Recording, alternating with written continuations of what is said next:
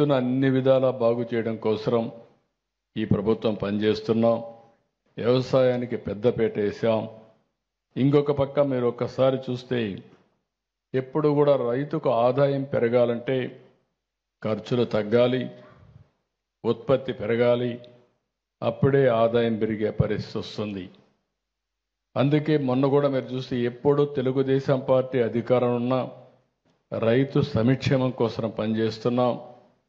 ఎప్పుడు కూడా తలసరి ఆదాయం కానీ ఇంకొక పక్కన ఏదైతే అగ్రికల్చర్ జిఎస్టిపి కాంట్రిబ్యూషను ఎప్పుడూ తెలుగుదేశం వస్తే ఎక్కువగా ఉంటుంది. ఈ సంవత్సరం మీరు చూస్తే 14-19 5 ఏళ్ళు వ్యవసాయ రంగం జిఎస్టిపిలో 16.6% పెరిగింది క్యుములేటివ్గా 5 ఏళ్ళు చూస్తే.